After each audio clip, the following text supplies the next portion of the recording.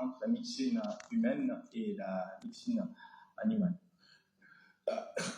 C'est quoi la nuance? C'est quoi la nuance? Parce que dans le commun des mortels, on sait très bien, ou bien on identifie un médecin vétérinaire, on voit justement l'animal, et puis l'humain. Est-ce que vous pouvez nous détailler cette nuance qu'il y a entre ces deux métiers? Oui, le médecin vétérinaire soigne l'humanité tout entière.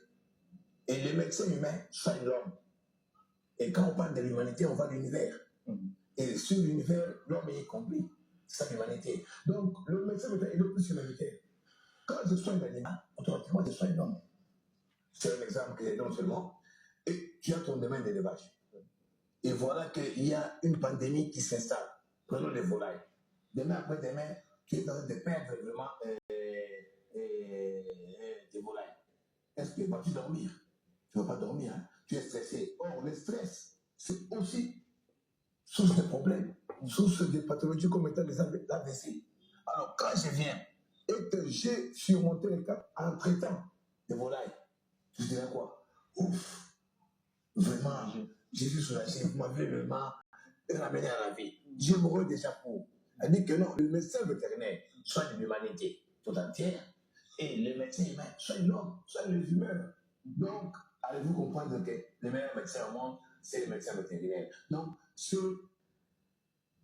une institution où, nous personnellement, l'homme noir n'avait pas compris que non, c'était l'institution vétérinaire qui avait plus de priorité, qui avait plus de valeur par rapport à la science humaine. Même si vous allez ailleurs, le médecin vétérinaire est noir et encore pas. Et quand vous parlez de médecin vétérinaire ou bien des cabinets vétérinaires dans ces pays développés, même pour voir le médecin vétérinaire, ce n'est pas un jeu. Ce n'est pas un jeu, justement. Sur la même question, la même thématique, ici au pays, on a cette impression de quoi que les médecins vétérinaires, ce sont des personnes qui ne se laissent pas voir facilement sur les terrains, comme on venait à peine de le dire. Ce sont des personnes, quand on demande leur identité, qui se limitent à dire que je suis médecin tout court. Et vous, quand vous êtes arrivé dans ces métiers, qu'est-ce que vous avez vu comme élément qui vous a un peu tiqué pour améliorer dans la vie? Dans ces métiers. Oui, ça c'est un complexe. Ça veut dire complexe est venu même de nos admetteurs, nos mentors, nos professeurs. Vous savez, vous êtes professeur, vous êtes médecin vétérinaire, mais à part ça, vous avez autre diplôme, tout à fait normal. On peut avoir une université de formation, tout ça. Mais au lieu de sortir avec cette casquette, je suis médecin vétérinaire, vous commencez d'abord par la casquette que vous avez obtenue après la casquette qui vous a fait ce que vous êtes. Et vous commencez, non, moi, je suis par exemple ingénieur, tel. Enfin, le médecin vétérinaire vient. Plus loin, le médecin vétérinaire, ici au pays, c'était une définition, docteur Wabalingwa. Vous comprenez, ce n'était pas un médecin qui soignait les animaux, les animaux en général, mais il était substitué aux chiens. Bien entendu, on a même mal vendu l'image du vétérinaire au pays par ceux-là qui profitent de cette profession et de cette pratique. Je prends l'exemple de comme la FAO.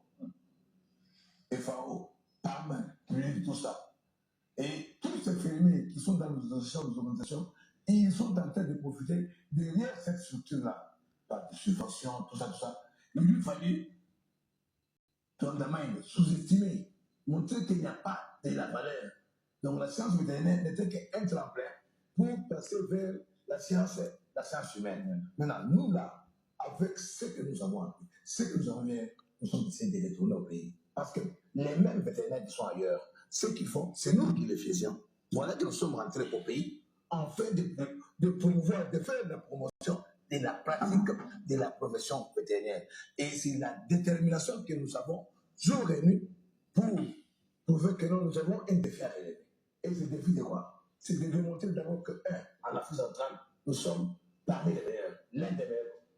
Nous sommes au pays, nous sommes rentrés, nous sommes parmi. En fait, d'abord, de couper l'hémorragie et nous amener, c'est là qui vient d'ailleurs, mais nous sommes là au pays. Maintenant, nous poussons aussi par la vulgarisation, la sensibilisation, dans les structures où nous sommes, de nous faire prévaloir. Mais ce qui n'est pas facile, parce qu'on est combattu à l'interne par ceux-là qui en bénéficient, qui en profitent, qui connaissent ce que vaut un médecin vétérinaire au détriment des profanes qui n'ont pas quitté le pays ou qui n'ont pas eu à avoir une formation liée à la science animale. Parce qu'aujourd'hui, quand je vous parle que la science animale, nous avons nos officines purement pratiques et techniques vétérinaires avec nos produits pharmaceutiques.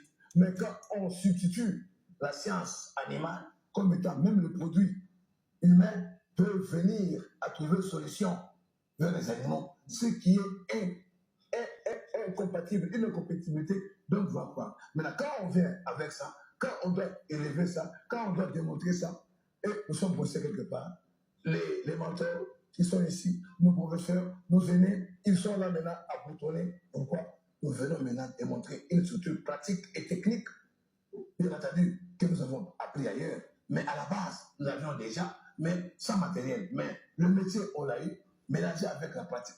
Afin de décider, valorisons et faisons la promotion, démontrons que non, les médecins vétérinaires, il est incontournable. Voilà. Sans vétérinaire, il n'y a pas de vie. Voilà, sans vétérinaire, il n'y a pas de vie. Je rappelle ici à nos nombreux téléspectateurs et téléspectatrices de la radio-télévision Canal Bombashi que vous suivez votre émission Vie et Carrière, une émission que vous avez l'habitude de suivre sur nos antennes.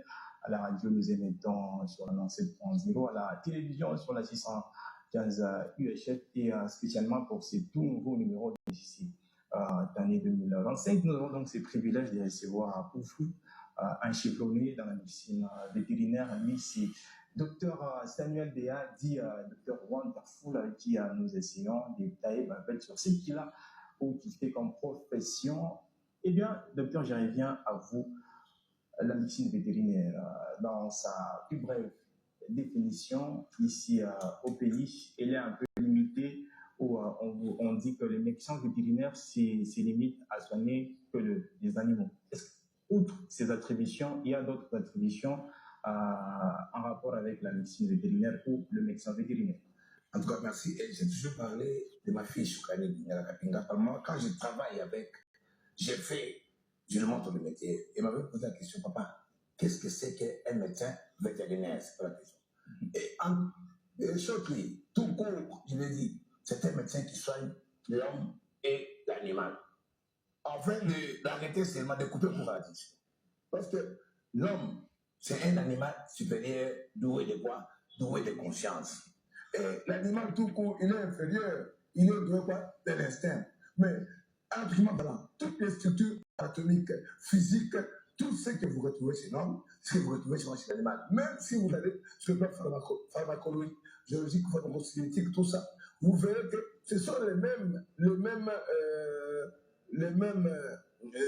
comment investir. Ce sont les mêmes procédures que nous disons chez l'homme et chez l'animal. À la limite, la différence c'est que nous consommons nos patients. Et vous aussi, vous en consommez. Mais Jésus-Christ de Nazareth, pourquoi est-ce qu'il a créé ce monde? Il a créé le monde avec les animaux. En fait, que l'homme puisse prendre le soin de ces animaux-là. Et ces animaux-là feront la vie pour l'homme. Alors, pour que ces animaux-là soient, je continue, pour que ces animaux-là soient vraiment source de vie pour l'homme, ils doivent devoir être mieux contrôlés, mieux gérés, une santé bien parfaite, afin qu'ils ne soient pas, que ces animaux ne soient pas toxiques pour l'homme qui en vit. Est-ce que vous me comprenez? C'est un peu ce que je voulais vous dire.